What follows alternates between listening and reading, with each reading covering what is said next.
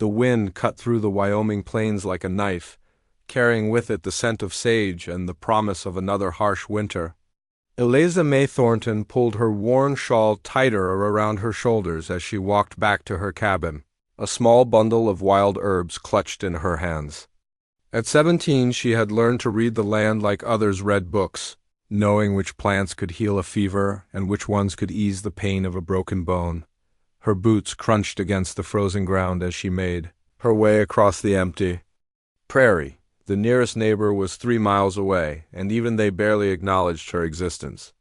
To them, she was just the strange girl who lived alone in that run-down cabin on the edge of nowhere. The girl whose father had chased gold dreams and never returned. The girl whose mother had coughed herself to death 2 winters ago, leaving behind nothing but a collection of herb remedies and a daughter who refused to give up. The cabin came into view as the sun began to set, painting the sky in shades of orange and pink. It wasn't much to look at: weathered wood, a roof that leaked when it rained, and windows that rattled in the wind. But it was hers. Her father had built it with his own hands back when he still believed in making a life on the frontier. Before the gold fever took him west, before he left his wife and daughter to fend for themselves in a world that had little patience for women without men to protect them. Inside, Eliza lit the oil lamp and began sorting through her collection of herbs.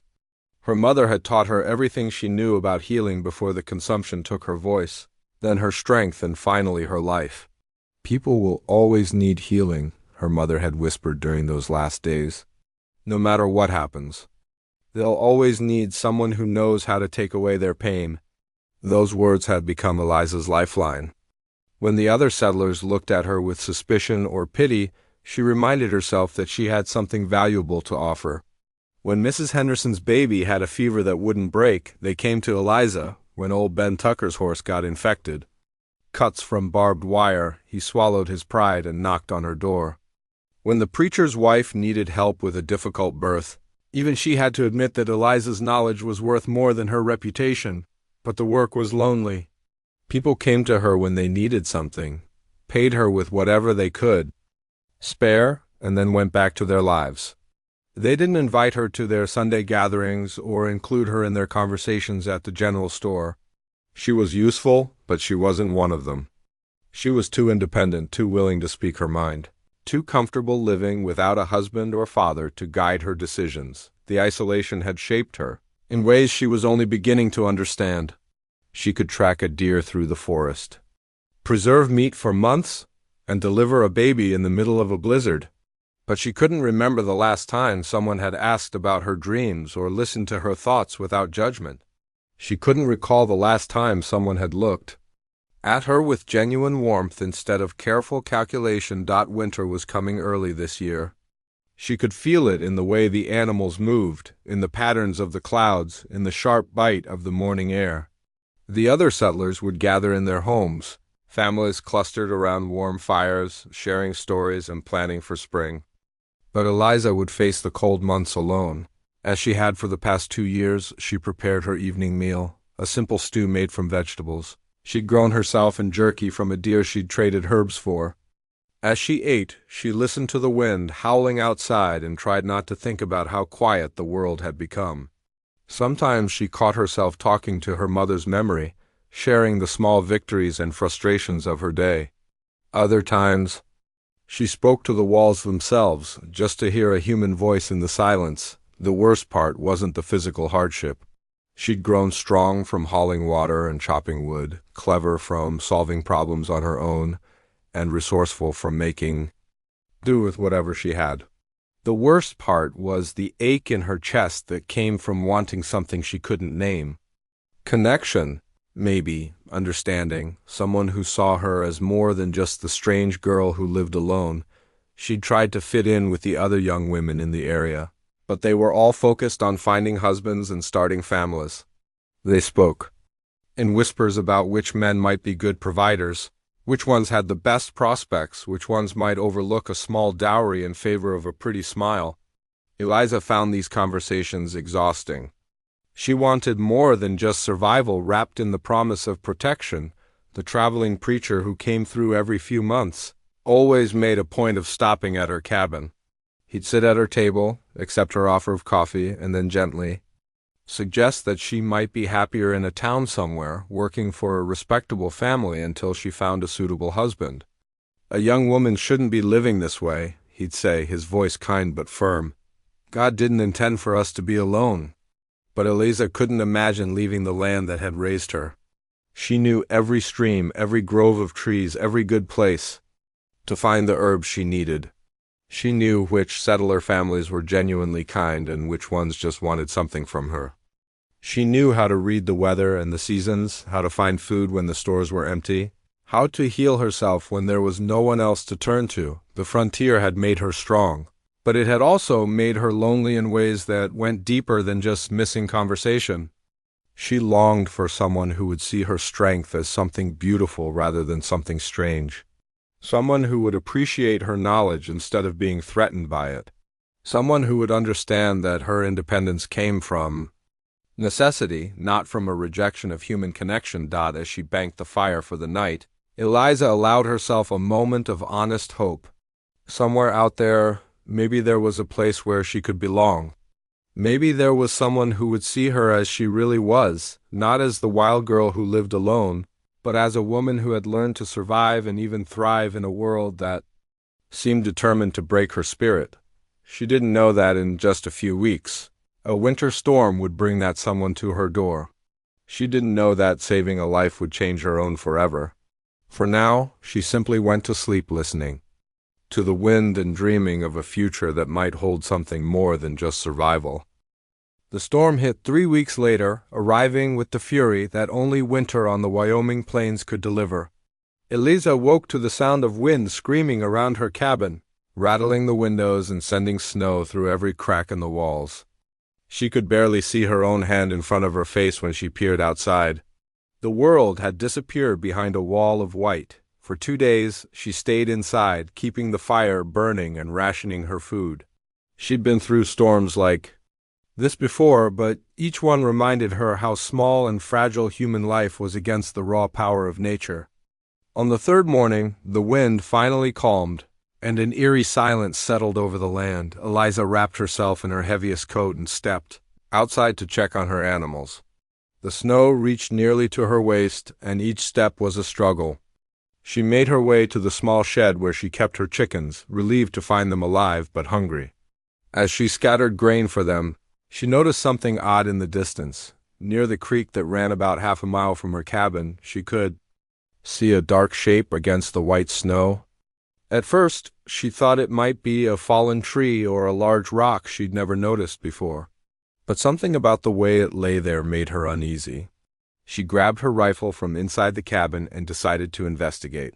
The walk to the creek took much longer than usual. She had to rest several times, her legs burning from pushing through the deep snow. As she got closer, her heart started beating faster. The dark shape wasn't a tree or a rock. It was a person. A man lay motionless near the frozen creek, his body partially covered by snow. Eliza's first instinct was to run back to her cabin and pretend she'd never seen him. Living alone on the frontier had taught her to be cautious, especially around strangers. But as she stood there, wrestling with her fear, she noticed something that made her decision for her. The snow around him was stained with blood. He was hurt, maybe dying. And no matter how scared she was, she couldn't just walk away from someone who needed help. Moving closer, she could see that he was a Native American man, probably Lakota based on his clothing and the beadwork on his leather shirt. His long black hair was tangled with snow and ice. 2 wounds were visible, one in his chest and another in his leg. Both had stopped bleeding, but that could mean his body was shutting down from cold and blood loss. Eliza knew she was taking a huge risk. The relationship between the settlers and the local tribes was complicated at best, violent at worst. Just last month, there had been reports of attacks on both sides. If anyone discovered she was helping him, she'd be seen as a traitor to her own people. But looking at his still form, she didn't see an enemy. She saw a human being who would die if she didn't act. She knelt beside him and pressed her ear to his chest. His heartbeat was weak but steady. His breathing was shallow, and his skin felt dangerously cold. She had to get him warm and treat his wounds, and she had to do it quickly. Getting him to her cabin was going to be nearly impossible. He was much larger than her, probably weighing at least 50 pounds more. The snow was deep, and she was already exhausted from the walk out here. But she had to try. First, she went back to her cabin and got her longest rope, a wooden board she used for kneading bread, and every blanket she could spare. She fashioned a crude sled by tying the rope to the board and wrapping the blankets around the man's body. Then began the hardest physical work of her life. Pulling him through the snow was like trying to move a mountain. Every few yards she had to stop and rest, her muscles screaming and her lungs burning from the cold air. Several times she almost gave up, thinking it would be easier to just bring supplies out to him and try to help him where he lay. But she knew he needed the warmth of her cabin and the protection it offered. It took her almost 2 hours to cover the half-mile distance. By the time she reached her cabin, she was shaking from exhaustion and cold, but she wasn't done yet. She had to get him inside, which meant dragging him up the 2 wooden steps to her door. Every movement was agony, but somehow she managed it. Once inside, she pulled him close to the fire and began cutting away his clothes to examine his wounds. The bullet wound in his chest was the most serious. It hadn't hit any vital organs, but it had bled heavily and would need to be cleaned and stitched. The leg wound was cleaner but deeper than she'd first thought. Working by lamplight, she heated water and gathered her supplies. Her mother's voice seemed to guide her hands as she cleaned the wounds with whiskey and threaded her needle. The man stirred occasionally, muttering words in his own language, but never fully woke up. As she worked, she found herself talking to him, her voice soft and steady. "You're going to be all right," she whispered, not knowing if he could hear her. "I don't know who you are or how you got hurt, but you're safe now. I'm going to take care of you." The stitching took hours. Her hands cramped from the precise work, and she had to stop frequently to rest her eyes. But eventually, both wounds were closed and bandaged. She covered him with every blanket she owned and kept the fire burning high throughout the night. She stayed beside him, checking his breathing and feeling his forehead for fever. Sometimes he would thrash about, calling out names in his native tongue. During these moments, she would speak to him softly, hoping the sound of her voice might bring him some comfort even if he couldn't understand her words. By dawn, his breathing had become steadier and some color had returned to his face. She allowed herself a moment of hope. He might actually survive this. But then came the worry about what would happen when he woke up. Would he trust her? Would he see her as friend or enemy? Would he be grateful for her help or suspicious of her motives? She prepared a simple broth from the herbs she'd collected, knowing that when he woke, he would need nourishment. As she worked, she kept glancing at his face, trying to imagine what kind of person he was. His features were strong but peaceful, and there was something about him that seemed familiar. Though she was certain they'd never met, the second day brought new challenges. His fever spiked, and she had to continuously apply cool cloths to his forehead and give him small sips of water. She barely slept, afraid that if she wasn't watching, he might slip away during the night. Her world had suddenly become very small, just her cabin, this stranger, and the constant fight to keep him alive. On the 3rd day, she noticed his eyes moving beneath his closed lids. His breathing changed, becoming less labored. She was changing his bandages when his eyes suddenly opened, dark and alert. For a moment, they simply stared at each other. Neither knowing what to expect from the other, he tried to sit up, but she gently pressed him back down. "Easy," she said softly. "You're hurt pretty bad. You need to rest." He studied her face for a long moment, and she could see him trying to understand where he was and what had happened. When he spoke, his voice was rough from disuse, but his English was clear. "You help me," he said, not a question, but a statement of wonder. She nodded, suddenly feeling shy. "I found you by the creek. You were hurt and freezing. I couldn't just leave you there." He closed his eyes briefly, and when he opened them again, there was something different in his expression. Gratitude, yes, but also a kind of recognition, as if he had been waiting his whole life to meet someone who would make the choice she had made.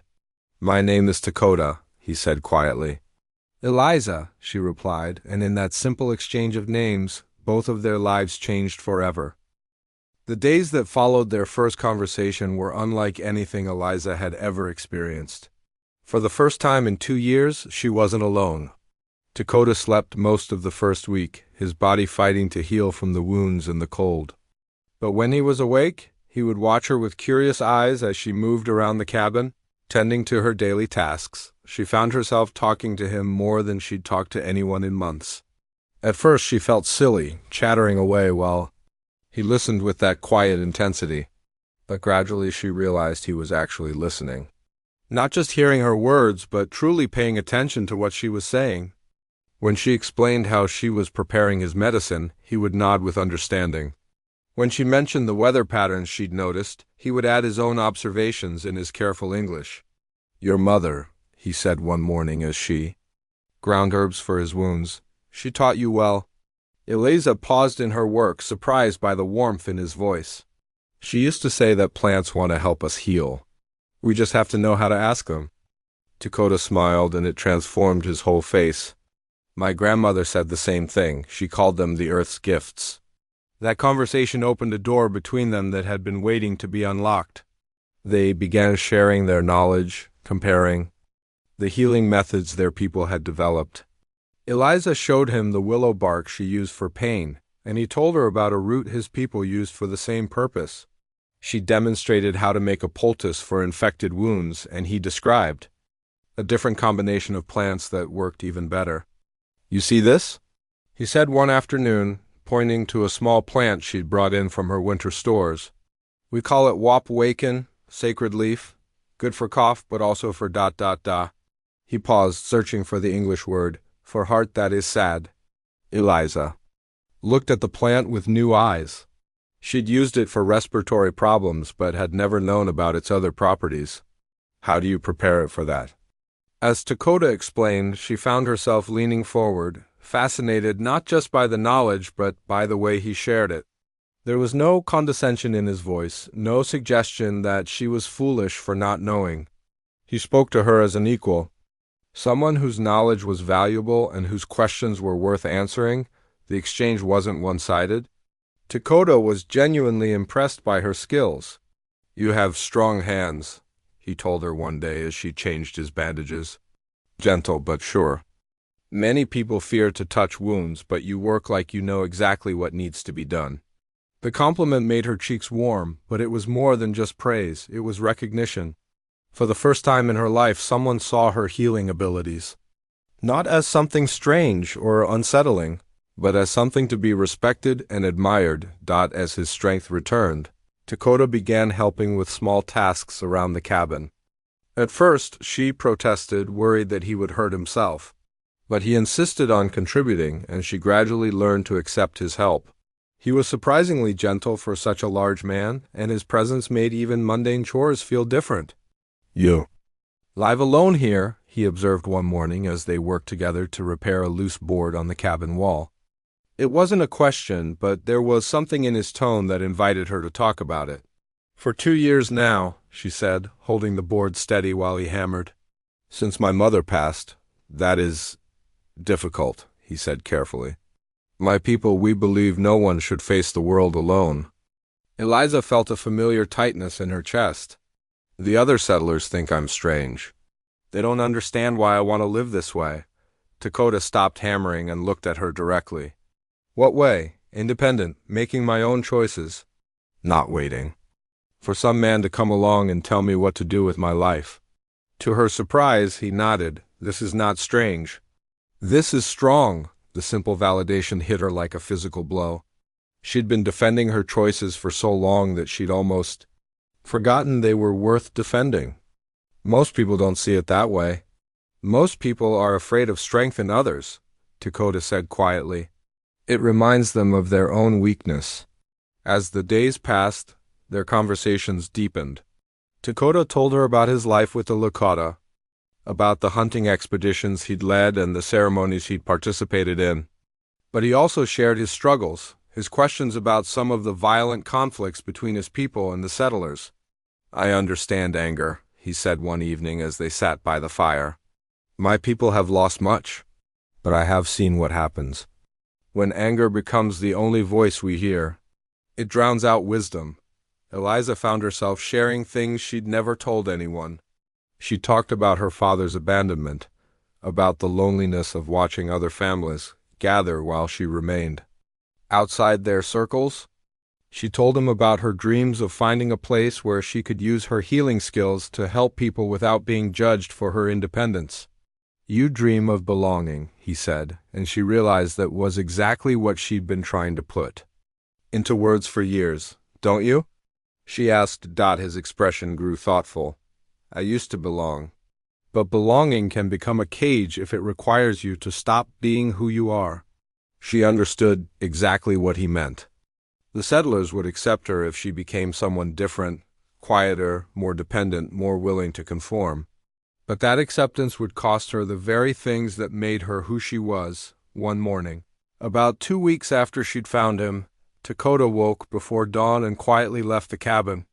Eliza panicked when she found him gone, fearing he'd collapsed somewhere or decided to leave without saying goodbye. She found him sitting by the creek where she'd discovered him, watching the sun rise over the frozen landscape. "I thought you might have—" She started, then stopped, not wanting to admit how frightened she'd been. "I would not leave without telling you," he said gently.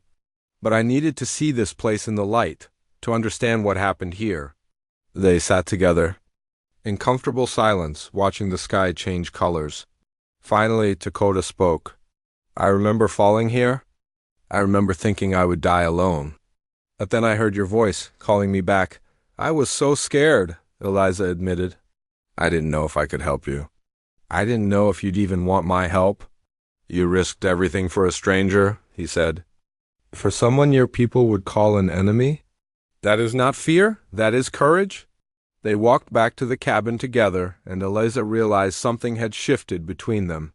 The careful politeness of patient and healer was gone, replaced by something deeper.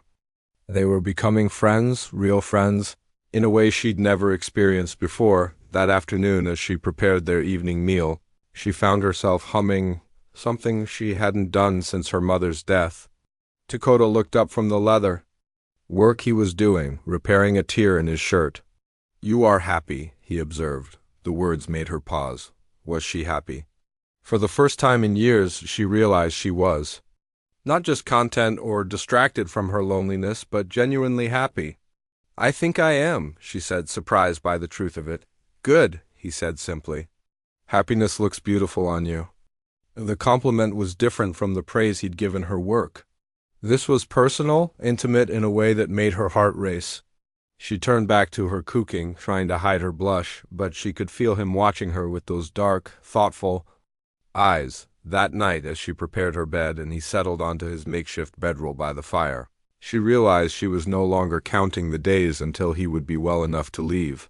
Instead, she was dreading the moment when he would announce that he was ready to go.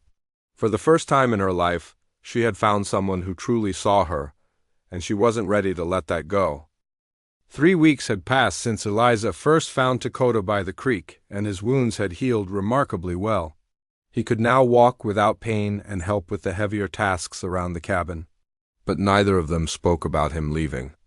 It was as if they'd both silently agreed that the conversation could wait a little longer. The routine they'd developed felt natural and comfortable. Eliza would wake first and start the fire, then Dakota would join her for the morning meal. They'd spend the day working together. He'd chop wood while she tended to her herbs, or she'd mend clothes while he repaired things around the cabin. In the evenings, they'd sit by the fire and talk, sharing stories and knowledge until the flames died down to glowing embers. One evening, as snow began falling again outside, Eliza found herself studying Dakota's face in the firelight. There was something she'd been wondering about but hadn't found the courage to ask. Finally, she spoke up. "You were alone when I found you," she said carefully. "No horse, no supplies for traveling. It's like you were running from something." Dakota's expression grew serious. He was quiet for so long that Eliza wondered if she'd overstepped. Then he sighed and leaned forward, resting his arms on his knees. "I was," he said simply, "running from my own people. The admission hung in the air between them. Eliza waited, sensing that he needed time to find the right words. My father is a war chief, Dakota continued. A good man, but he believes the only way to protect our people is to fight, to drive all the white settlers from our lands. He paused, staring into the fire. I used to believe that too. But I have seen what endless fighting does to people. It changes them, makes them forget who they used to be. Eliza felt a chill that had nothing to do with the cold outside. What happened? There was a raid on a settler family last month. The Hendersons. He looked at her directly. You knew them? She nodded, remembering the quiet couple who'd bought supplies from the same general store she did. They were good people. They never caused trouble with anyone. That's what I tried to tell the War Council. But they said all whites are the same, all enemies. His voice was heavy with pain. I spoke against the raid. I said we should focus on protecting our own people, not seeking revenge. The council voted against me. Eliza began to understand. So you left? I tried to stop it myself. I rode out to warn the Henderson family. He shook his head. I was too late. But some of the warriors saw me there. They thought I was trying to help the settlers escape. Were you? Yes. The word came out firmly, without hesitation. They had a small child, Eliza, a little girl, maybe 3 years old. She was crying, and all I could think about was my own sister at that age. Eliza's heart ached for him. She could see the weight of guilt and sadness in his eyes. What happened to them? The parents died, but the child, I managed to get her to safety. Took her to the mission about 20 miles south. The priests. They're taking orphan children. He looked at her again. That's when I knew I could never go back. My own people would see me as a traitor.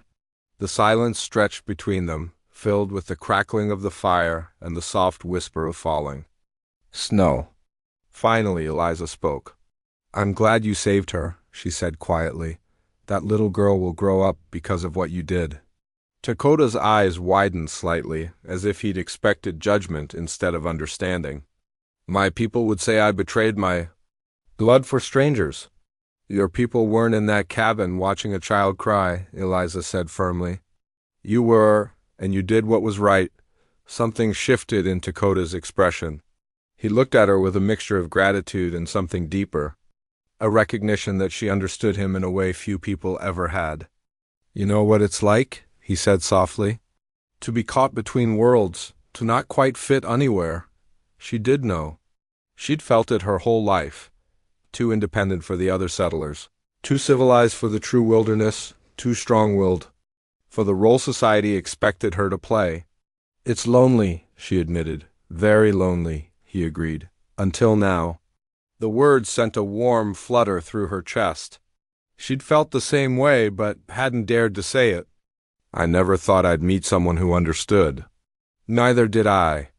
They sat in comfortable silence, both lost in their own thoughts. The wind picked up outside, rattling the windows and reminding them how isolated they were from the rest of the world. But for the first time in either of their lives, isolation didn't feel like a punishment. It felt like a gift. Over the following days, their conversations became more personal. Dakota told her about his childhood, about learning to hunt with his grandfather and the stories his grandmother would tell about the old ways. Eliza shared memories of her parents, about the dreams she'd had as a child and the way life had gradually worn those dreams down to something smaller and more practical. I used to imagine I'd become a great healer, she said one afternoon as they worked together to repair a harness. I thought I'd travel from town to town, helping people and earning enough to build a real hospital somewhere. What stopped you? She considered the question. Fear, mostly, and practicality. A woman traveling alone, ... It's not safe. And people don't trust healers who aren't part of their community. But you are a great healer, Dakota said seriously. You saved my life. That's different. That was just ... Just what? She struggled to find the words. Just doing what anyone would do. No, he said firmly, not anyone. Most people would have seen a wounded Indian and kept walking. You saw a human being who needed help. He stopped working and looked at her directly. That takes courage and wisdom. And a good heart. The praise made her uncomfortable in a way she wasn't used to. She'd grown accustomed to being useful, but not to being truly valued. You're giving me too much credit. I don't think I'm giving you enough. That evening, as they prepared their meal, Eliza found herself watching Dakota move around the cabin. He'd learned where everything was kept, and he worked with an easy efficiency that made it feel like he'd always been there. The thought should have alarmed her, but instead, it filled her with a contentment she'd never experienced. "Dakota," she said suddenly, not sure what she was going to say until the words came out. "I know you're well enough to travel now. If you want to leave, if you need to find your own people, or—" "Do you want me to leave?" he asked, turning to face her. The question caught her off guard. She'd expected him to reassure her or explain his plans. Instead, he was asking what she wanted. No one had ever asked her that before. "No," she said honestly. "I don't want you to leave. But I don't want you to stay out of obligation either." He set down the pot he'd been holding and walked over to her. "Eliza, I have spent my whole life trying to find a place where I belonged. I thought it had to be with my tribe, following the path my father laid out for me. But belonging isn't about blood or tradition. It's about finding someone who sees you for who you really are." Her heart was beating so fast, she was sure he could hear it. "And you think I see you? I know you do. Just like I see you." He reached out and gently touched her face. "You're not the strange girl who lives alone. You're not the woman who's too independent for her own good. You're Eliza. You're brave and kind and stronger than anyone I've ever met. And I.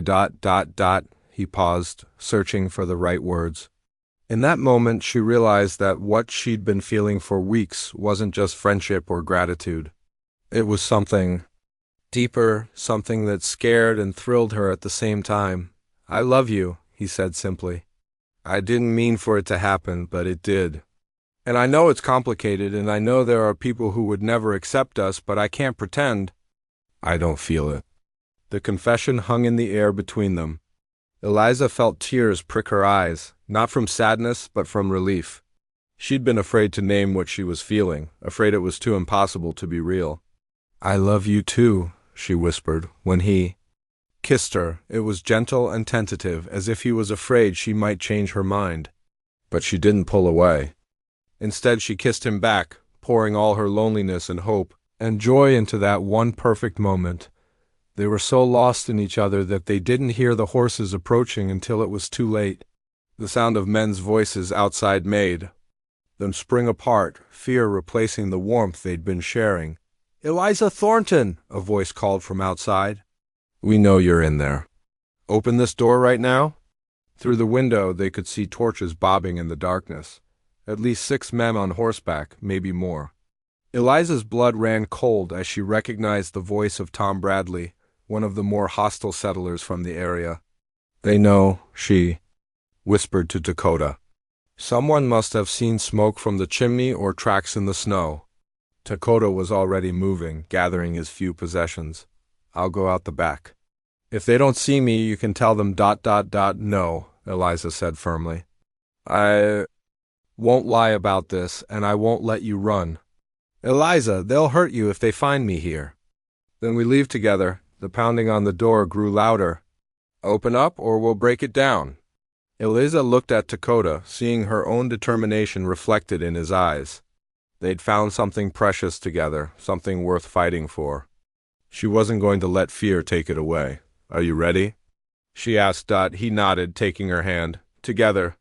The door shook under the impact of fists and boots. Time was running out, and they both knew their peaceful world was about to shatter. Forever. The door burst open with a crash that echoed through the small cabin. Tom Bradley stepped inside first, his rifle raised, followed by 5 other men Eliza recognized from the settlement. Their faces were hard with anger and suspicion, and the smell of whiskey clung to them like a bad omen. Well, Bradley sneered, his eyes moving from Eliza to Dakota and back again. "Looks like the rumors were true. The wild Thornton girl's been harboring a redskin." Eliza stepped forward, placing herself between the men and Dakota. Her heart was pounding, but her voice was steady. His name is Dakota, and he's hurt no one. Hurt no one? Bradley laughed, but there was no humor in it. He's one of them savages that's been raiding our settlements. Probably killed the Henderson family himself. That's not true, Eliza said firmly. Dakota tried to save them. He warned them about the raid. You'd believe anything he told you, wouldn't you? Another man spoke up. Got yourself all turned around by a smooth-talking Indian. The contempt in their voices made Eliza's anger rise. These men had never cared about her well-being before. They'd let her struggle alone for 2 years without offering help or friendship. Now they claimed to be concerned about her safety? I know what I'm doing, she said. Dakota has been nothing but kind and helpful. He's taught me things about healing that could help all of us. Healing? Bradley spat. The only healing needed is getting rid of the disease that's been festering in this cabin. Dakota stepped forward, his hands raised to show he wasn't armed. I will leave, he said quietly. There is no need for trouble. You'll leave all right, Bradley said, raising his rifle. But you won't be walking out of here. No, Eliza threw herself in front of Dakota, her arms spread wide. I won't let you hurt him. The men exchanged glances, clearly not expecting her to resist so strongly. Eliza, said Bill Morrison, an older man who'd known her parents, you're not thinking clearly. This Indian's got you confused? Come with us now, and we'll forget this ever happened. Forget what? Eliza's voice rose. That I saved a dying man? That I showed basic human kindness? That I found someone who actually cares about me? He don't care about you, Bradley said cruelly. He's just using you till he can get back to his people. Then he'll probably lead them right back here to finish what they started. You're wrong, Eliza said, but she could see doubt creeping into some of the men's faces. Fear made people believe terrible things about each other. Dakota placed a gentle hand on her shoulder. Eliza, it's all right. I knew this day would come. But it's not all right, she said, turning to face him. We haven't done anything wrong. We've just been living and healing and caring for each other. Why should we have to apologize for that? The love and determination in her voice seemed to surprise the men. They'd expected to find a confused girl who needed rescuing, not a woman who'd made a clear choice about her life. You planning to marry this savage? Bradley asked with disgust. Eliza lifted her chin. If he'll have me, yes. The admission sent a ripple of shock through the group. Morrison stepped forward, his voice gentler than the others. Eliza, think about what you're saying. You can't live with him. Not here, not anywhere. People won't accept it. Then we'll find people who will, she said simply. There ain't no such people, Bradley said. You're talking about throwing your life away for a man who ain't even your own kind. My own kind? Eliza's voice was filled with bitter laughter. You mean the kind of people who let a 17-year-old girl struggle alone for 2 years? Who? Never offered help or friendship? Who only came to my door when they needed something? If that's my own kind, then I'm glad to be leaving them behind. The words hit their mark. Several of the men looked uncomfortable, probably remembering the times they'd seen her in town and chosen to look the other way. You're making a mistake, Morrison said quietly. A big one. Maybe, Eliza said, but it's my mistake to make. Dakota squeezed her shoulder. We should go, he said quietly. Before this gets worse, she nodded, understanding that he was right. These men had come expecting to find a victim to rescue, not a woman who'd made her own choice. Their anger was turning dangerous. Give us 10 minutes to pack, she said.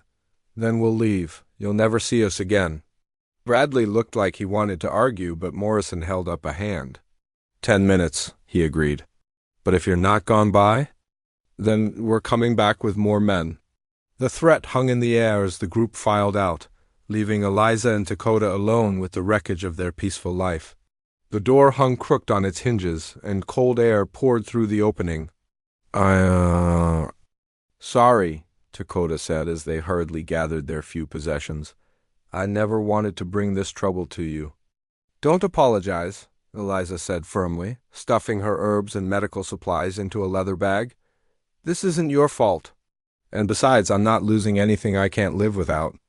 You're losing your home, your life here. She paused in her packing and looked at him. Dakota, this cabin was never my home. It was just a place where I survived. My home is wherever you are. The simple declaration made his eyes shine with emotion. I love you, he said, pulling her into a brief, fierce embrace. I love you too, she replied.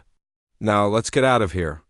Before they changed their minds about letting us go, they left the cabin as the sun was setting, taking only what they could carry. Eliza felt a strange lightness as they walked away from the only life she'd ever known.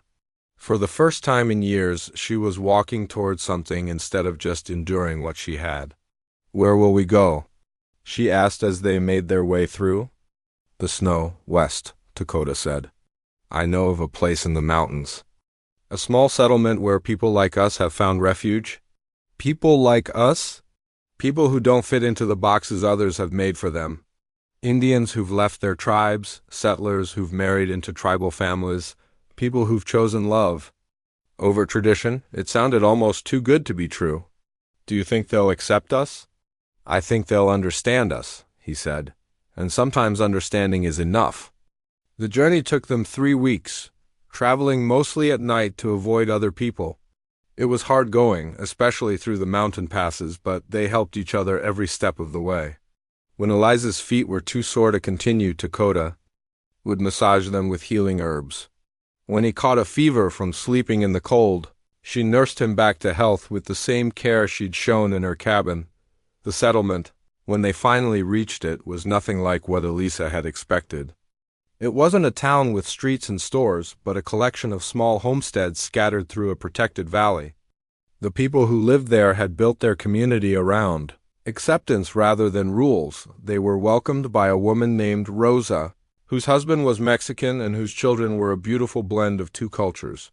She showed them to a small cabin that needed repair but offered shelter and privacy. We don't ask too many questions here, Rosa said with a warm smile. We just ask that you contribute what you can and respect others' right to live as they choose. Eliza and Dakota found their place in the community quickly. Word spread about their healing skills, and soon people were coming to them with everything, from broken bones to difficult births. They worked together, combining their knowledge to help their neighbors in ways neither could have managed alone. Months passed, and the life they built together was everything Eliza had dreamed of but never dared to hope for. They were married in a simple ceremony that honored both their backgrounds, with Rosa serving as witness and the whole community celebrating their union. Their cabin became a place of healing and hope. People traveled from far away to seek their help, and Eliza finally felt like she was using her gifts the way they were meant to be used. She was saving lives, easing pain, and helping families stay together, but the greatest healing had happened in her own heart. For the first time in her life, she felt truly loved and accepted. Not for what she could do for others, but for who she was. Dakota saw her strength as beautiful, her independence as valuable, and her dreams as worth pursuing. One evening, as they sat by their fire watching the sun set over the mountain peaks, Eliza reflected on how much had changed since that snowy day when she'd found a dying man by the creek. Do you ever regret it? She asked. Leaving your people, giving up the life you knew? Dakota considered the question seriously, as he always did. I regret that it had to happen the way it did. I regret that there couldn't be understanding between our peoples, but I don't regret finding you. I don't regret choosing love over fear, even though it's been hard. Especially because it's been hard, he said, taking her hand. Easy things don't change us. They don't make us grow. What we have is worth every struggle we face to get here. Eliza squeezed his hand, feeling the truth of his words in her bones. She'd saved his life that winter day, but in doing so, she'd also saved her own. She'd found not just love, but purpose and belonging and a future full of possibilities. As the stars began to appear in the darkening sky, she knew that no matter what challenges lay ahead, they would face them together. The forsaken frontier. Girl had found her place in the world at last, and it was right here, beside the man who'd given her everything she'd always needed: acceptance, love, and a chance to be truly herself.